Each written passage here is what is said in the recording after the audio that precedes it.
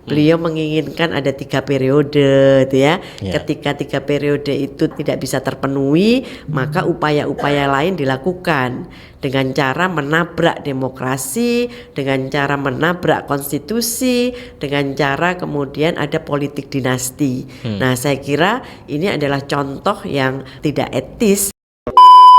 Jadi bukan hanya mahasiswa, kemudian bukan hanya civil society, tapi juga masyarakat kampus. Ini Prof ya, Iya, betul. guru besar, doktor, kemudian juga menyerukan ada sesuatu yang keliru nih di negara kita. Sebenarnya apa yang terjadi saat ini, Prof? Ada yang menyebut ini pembegalan demokrasi, kemudian demokrasi harus diselamatkan, Ya. hukum kita kemudian kacau, carut marut. Kalau Profesi melihatnya dari hukum tata negara, apa yang terjadi di negara kita ini, Prof? Ya, sebetulnya apa yang terjadi di minggu-minggu ini itu adalah akumulasi ya dari berbagai persoalan yang terjadi di negara kita tidak-tidaknya 10 tahun terakhir tuh ya. Oke. Jadi kalau kita perhatikan dari konteks hukum tata negara, kita ini kan bersumber pada Undang-Undang Dasar Negara Republik Indonesia tahun 1945. Di situ ada prinsip yang disebut dengan konstitusionalisme. Artinya seluruh penyelenggara negara dalam menjalankan kewenangannya itu dibatasi oleh Undang-Undang Dasar. Nah, kita melihat dalam praktek bernegara selama 10 tahun ini banyak hal-hal yang tidak dipatuhi oleh khususnya oleh pemerintah, kemudian DPR dan juga lembaga negara yang lain. Nah, kita melihat berbagai hal itu terjadi gitu ya. Mulai soal-soal yang berkaitan dengan pembentukan undang-undang yang begitu cepatnya. Kita contohkan saja ketika pembentukan undang-undang Cipta Kerja yang mendapatkan penolakan luar biasa dari berbagai komponen masyarakat. Diputus oleh Mahkamah Konstitusi supaya itu disempurnakan karena tidak memenuhi prosedur pembentukan peraturan perundang-undangan. Tapi tidak lama kemudian keluarlah Perpu yang berkaitan dengan Cipta Kerja.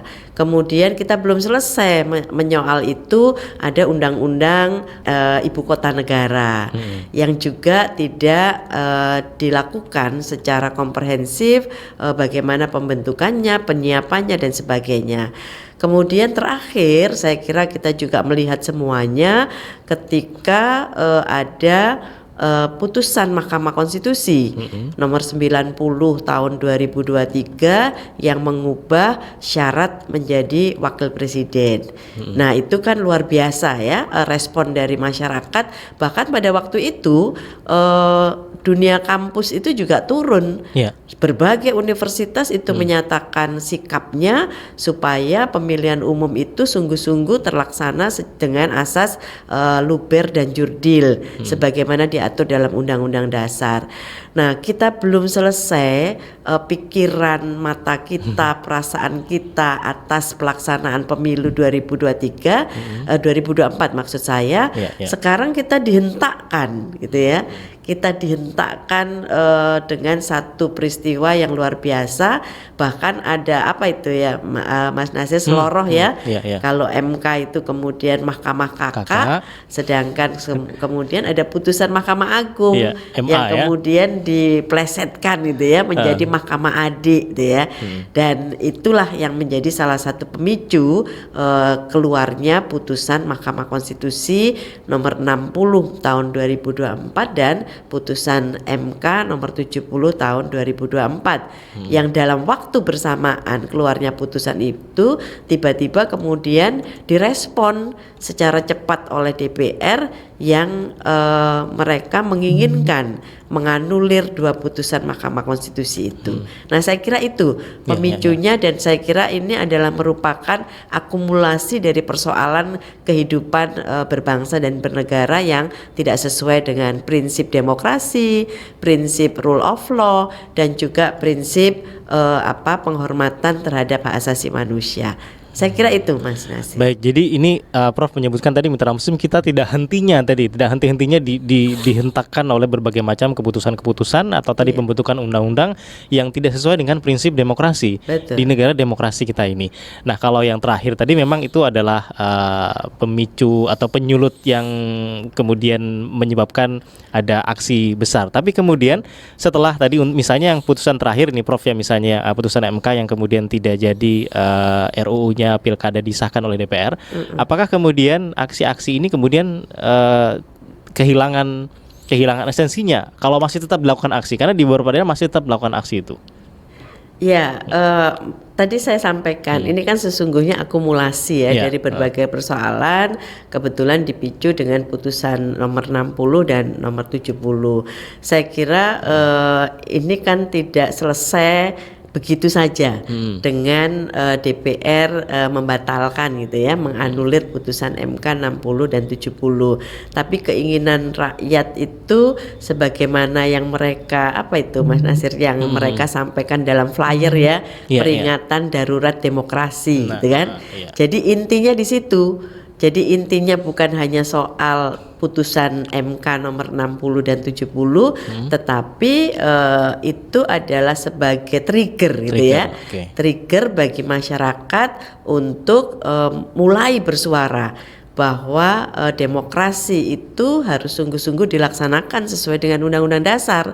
Nah, ini terus dilakukan dan ini adalah pesan moral ya dari seluruh rakyat Indonesia, baik ditujukan kepada Presiden Jokowi yang sebentar lagi mau berakhir masa jabatannya, dan pesan ini juga disampaikan untuk Presiden terpilih Bapak Prabowo, supaya ketika menjalankan pemerintahan itu harus sungguh-sungguh menghormati prinsip demokrasi yang diatur di dalam Undang-Undang Dasar. Saya kira pesannya di situ. Jadi bukan hanya begitu DPR tidak jadi menganulir kemudian berhenti. Saya kira pesan moral dari rakyat itu adalah pesan moral supaya demokrasi berdasarkan demokrasi Pancasila ya yang kita maksudkan, berdasarkan Undang-Undang Dasar itu tetap menjadi menjadi pedoman gitu ya, menjadi salah satu yang harus dilaksanakan oleh penyelenggara negara. Baik, jadi bukan hanya masalah RUU Pilkada ini saja, Prof ya, tadi mitra muslim, tapi juga permasalahan-permasalahan lainnya, sehingga kemudian tidak bisa kemudian kita katakan demo-demo itu kemudian kehilangan momentumnya. Tadi juga ada yang menarik tentang peringatan darurat, kan kalau itu mungkin generasi mahasiswa sekarang mungkin nggak kenal dengan itu yang biru itu Prof ya, karena zamannya TV jadul gitu ya. Nah, tapi kemudian apakah ini juga merupakan bentuk dari simbol bahwasanya ini generasi yang lama, mungkin yang pada tahun 98 dulu masih mahasiswa, dengan generasi sekarang itu sama-sama kemudian merasakan keresahan ini, sehingga kemudian ya bisa dianggap bersatu lah begitu untuk menyelamatkan demokrasi di negara kita. Gimana Prof?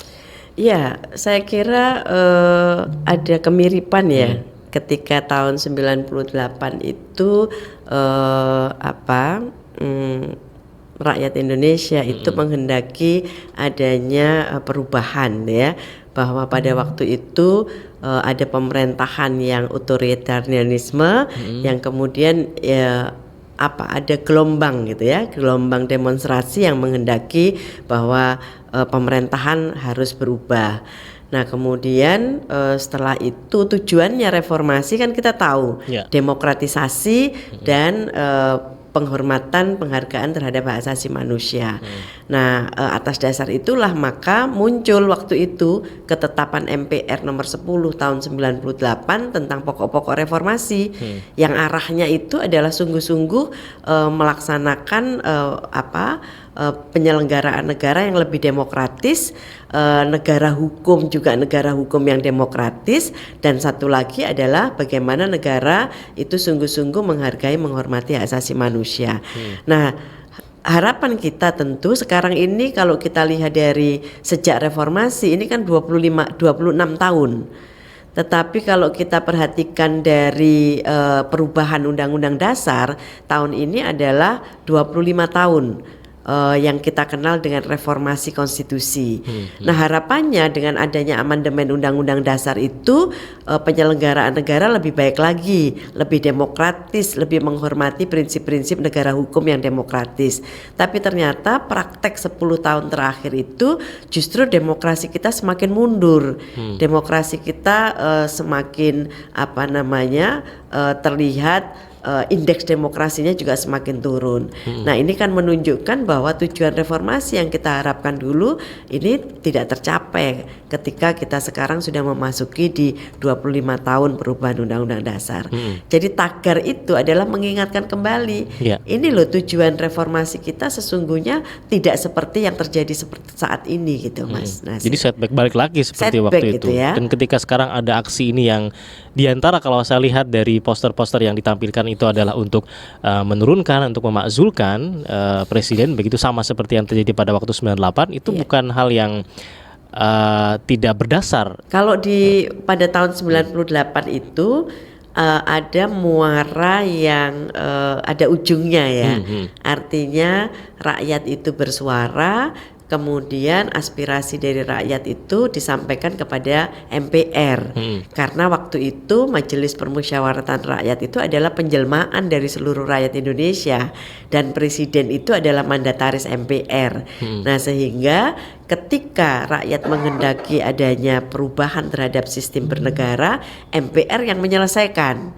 Nah, bedanya sekarang kita juga punya MPR, tetapi kedudukan MPR itu tidak lagi sebagai penjelmaan dari seluruh rakyat Indonesia.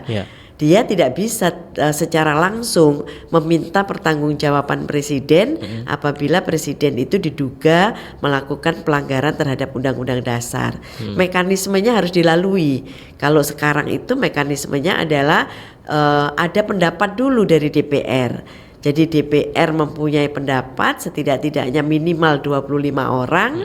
Kemudian pendapat DPR ini harus dibawa ke Mahkamah Konstitusi berdasarkan Undang-Undang Dasar pasal 24C ayat 2. MK itu harus memeriksa pendapat DPR tentang dugaan pelanggaran terhadap presiden. Nah, setelah di MK itu ada putusan, baru dibawa ke MPR untuk pengambilan keputusan oleh anggota MPR.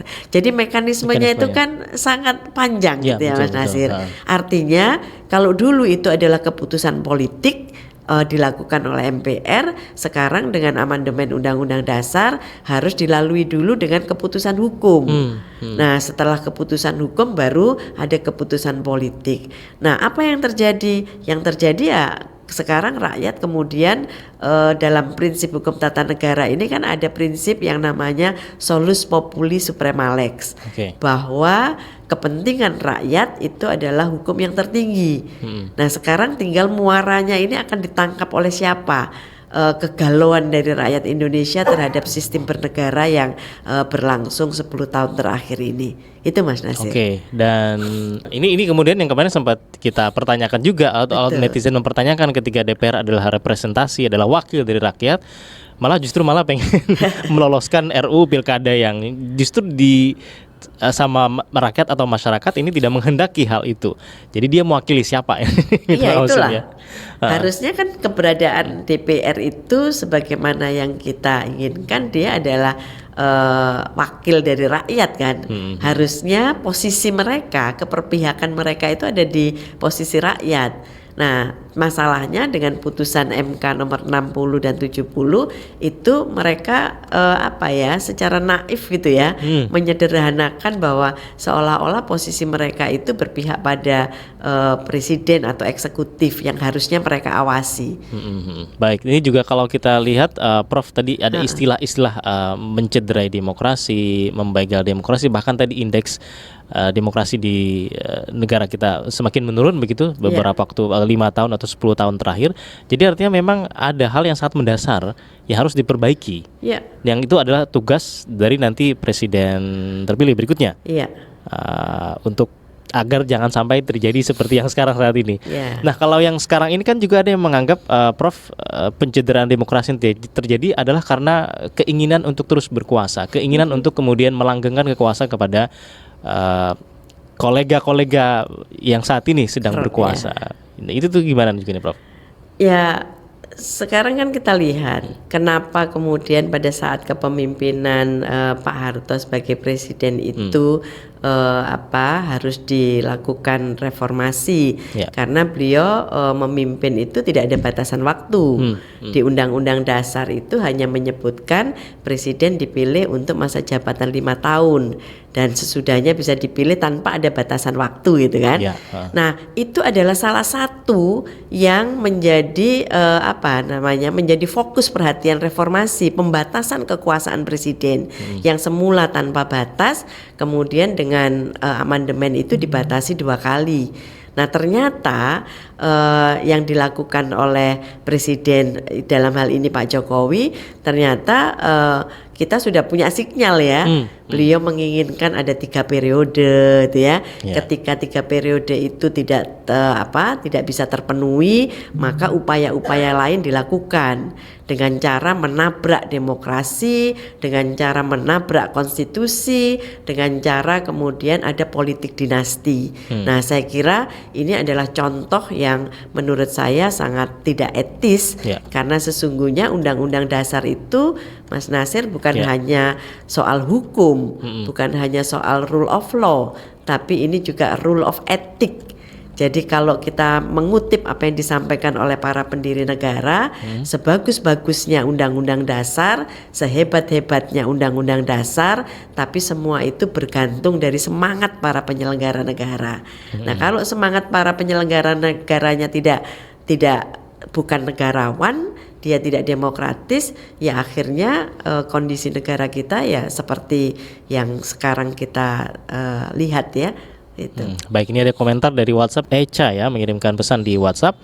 Mas Nasir dan Ibu narasumber, sesungguhnya apakah putusan MK itu memang bisa dianulir dengan revisi undang-undang jika dalam kondisi darurat, atau memang tidak bisa sama sekali? Orang awam kadang tidak paham, lalu tidak tahu kenapa ada demo dan lain-lain. Oke, ini yang kemarin ya, silakan Prof. Siapa namanya, Mbak Echa? Echa ya. Ya, kalau kita perhatikan MK itu mempunyai kedudukan, kewenangan yang diatur di dalam Undang-Undang Dasar.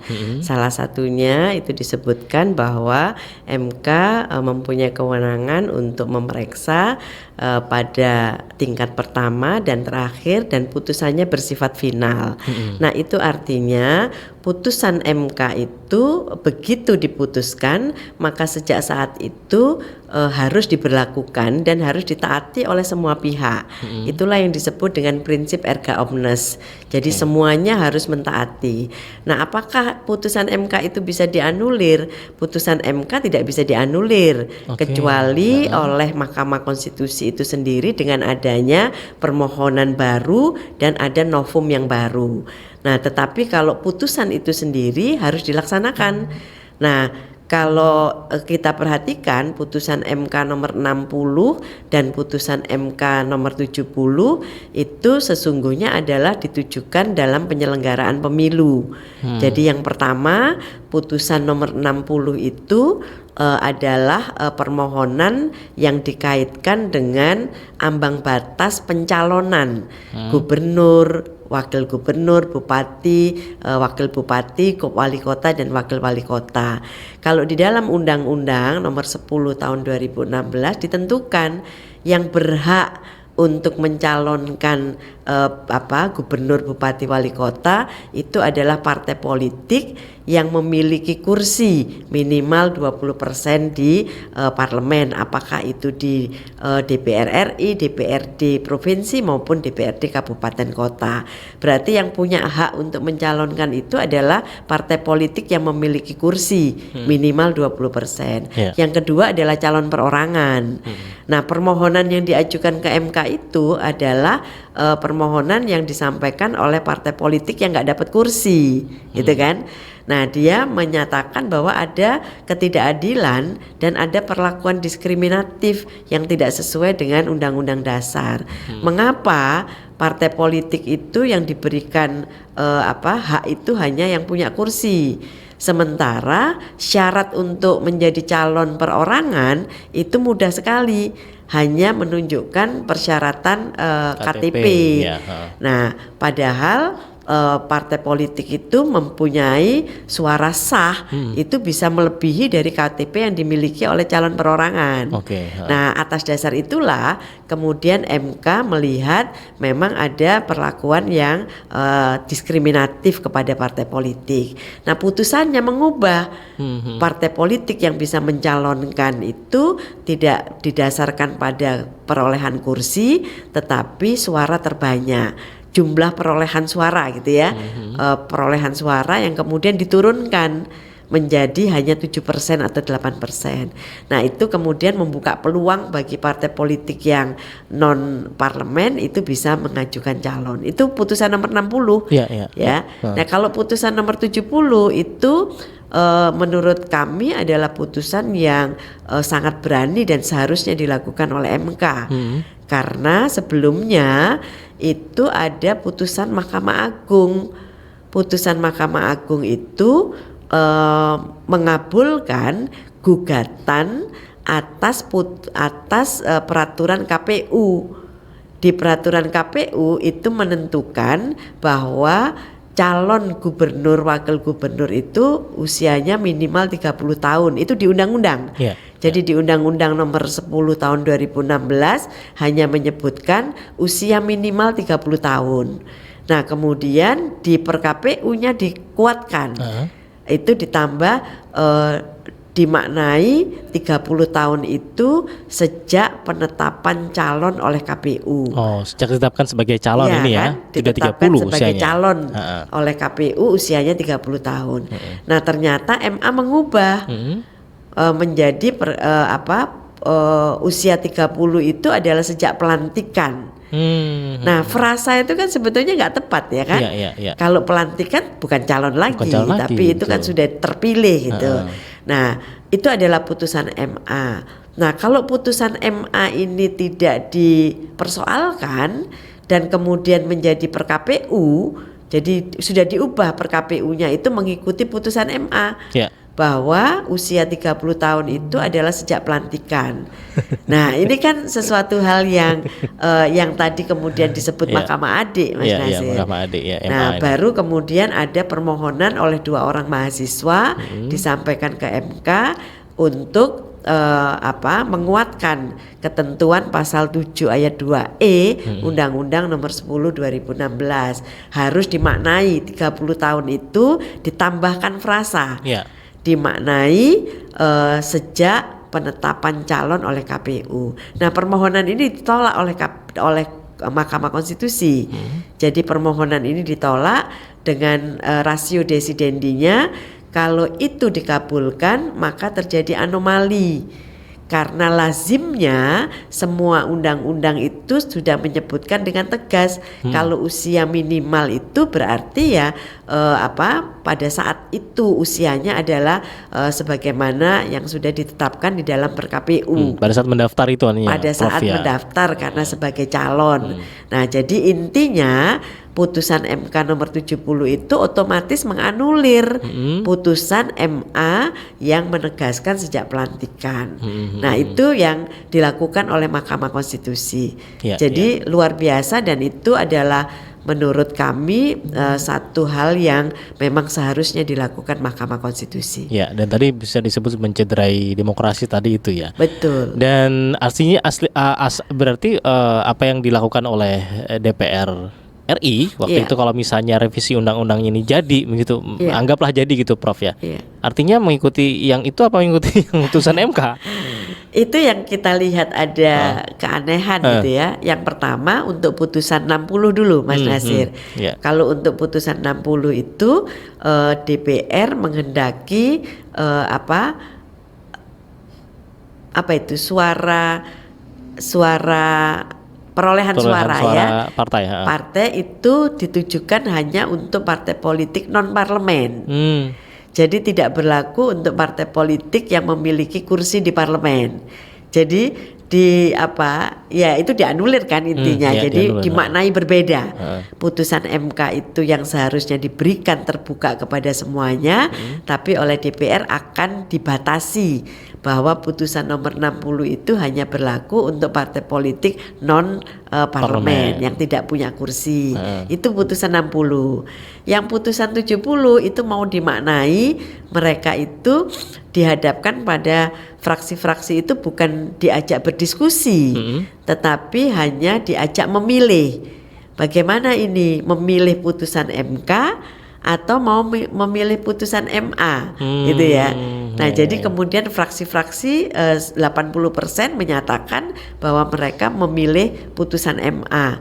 Jadi bukan substansinya yang mereka diskusikan, tetapi pilihan yang A atau yang B. Ini kan seharusnya tidak dilakukan oleh lembaga legislatif, dan kita tahu mereka yang ada di situ bukan orang-orang yang tidak tahu gitu ya bagaimana pembentukan undang-undang. Ya mereka yang bikin. Mereka yang bikin gitu Mas. Padahal waktu itu pada waktu putusan MK tahun 2023 tadi Prof ya ini langsung dijalankan untuk yang mengubah syarat wapres itu. Iya. Sementara ini banyak pilihan bahkan sampai menyebabkan ini Mitra Muslim demo di mana-mana. Meskipun akhirnya tidak jadi dilanjutkan ini Prof ya. Iya. Tapi tentu ada banyak hal tadi yang kita diskusikan Mitra Muslim yang mencederai demokrasi di negeri kita.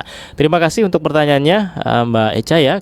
Bagaimana kondisi di demokrasi di negara kita ini juga dipotret begitu oleh media-media asing, media-media luar yang menyebutkan adanya penurunan demokrasi, kemudian pembegalan demokrasi yang terjadi di negara ini. Nah, apakah kemudian ada suara-suara yang untuk menurunkan presiden itu ada sesuatu hal yang wajar dan konstitusional istilahnya ini karena bicara konstitusi ini Prof. Iya.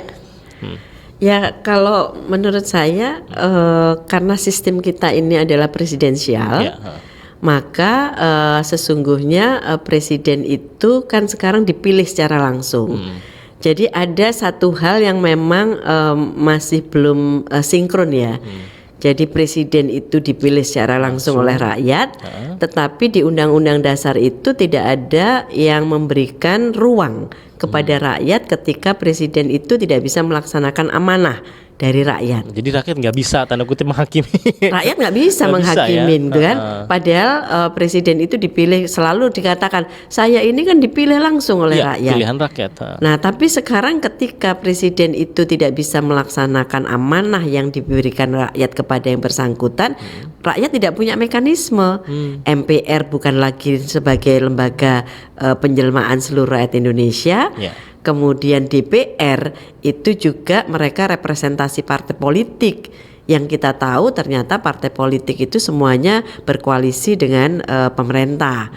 Yang lain Mas Nasir sering saya sampaikan bahwa sesungguhnya kalau di dalam teori politik itu kan ada dua kekuasaan ya yang membagi, ada suprastruktur politik, ada infrastruktur politik. Nah, partai politik itu sesungguhnya ada dalam posisi infrastruktur politik, organisasi yang dibentuk oleh masyarakat dan itu adalah penyeimbang dari suprastruktur. Tapi ternyata sekarang partai politik itu justru menjadi organisasi institusi yang menentukan berjalannya negara ini, itu kan? Semua sekarang melalui partai politik. Anggota DPR itu melalui partai politik. Mau menjadi calon kepala daerah juga calon kepala daerah itu melalui mekanisme partai politik. Kemudian kalau kita mengisi jabatan-jabatan di lembaga negara itu fit and proper test-nya melalui lembaga politik yang namanya DPR. Jadi kalau kita lihat dalam prinsip penyelenggaraan negara sekarang itu semuanya muaranya di partai politik. Dan satu lagi kalau kita perhatikan penentu misalkan pembentukan perubahan undang-undang dasar itu masih dipegang oleh MPR. Tapi sekarang isinya MPR itu adalah partai politik. Jadi kalau itu tidak sesuai dengan keinginan partai politik, sampai kapanpun itu tidak mungkin kita bisa melakukan perubahan undang-undang dasar. Nah itu yang kita lihat dari hasil reformasi konstitusi ya. Ya, ini melahirkan sebuah partai politik yang punya peran sangat besar. Betul. Nah, jadi sekarang kalau kita mau mengembalikan demokrasi itu sesuai dengan cita-cita para pendiri negara, Ya. maka yang harus didewasakan itu adalah partai politik. Jadi partai politik itu sungguh-sungguh menjadi tidak hanya merebut kekuasaan atau mempertahankan kekuasaan, Ya. tapi partai politik itu harus melakukan pendidikan politik kepada seluruh rakyat Indonesia, dan mereka harus bisa memfungsikan dirinya untuk sungguh-sungguh menjadi wakil rakyat. Nah, itu yang kita harapkan. Jadi sekarang ini muaranya, kita mau baik atau kita mau mundur, Ya. itu sesungguhnya adalah bagaimana pendewasaan partai politik di Indonesia. Oke. Jangan sampai justru partai politiknya yang dibegal. Sekarang Prof, partai ya. politiknya itu tidak ada sesuatu yang setia, semuanya kepentingan kan. Hari ini A, besok B, kalau tidak cocok dengan kepentingannya beralih lagi ke C gitu ya. Ya. Nah, jadi kalau tidak ada ideologi partai politik gitu ya, tidak ada visi yang jelas dari partai politik, semuanya katanya kalau partai politik itu bergantung pada kepentingannya, itu kan. Nah, itu yang harus terus kita lakukan. Kita setuju partai politik itu yang menjalankan proses berdemokrasi, tapi mulailah demokrasi itu dari partai politik. Baik, terima kasih Prof Hesti sebagai penutup yang sangat luar biasa dan bisa memberikan pencerahan untuk kita pagi hari ini. Siap. Saya selalu dan berkah Ibu. Assalamualaikum. Waalaikumsalam, salam untuk mitra muslim. Baik, terima semuanya. kasih.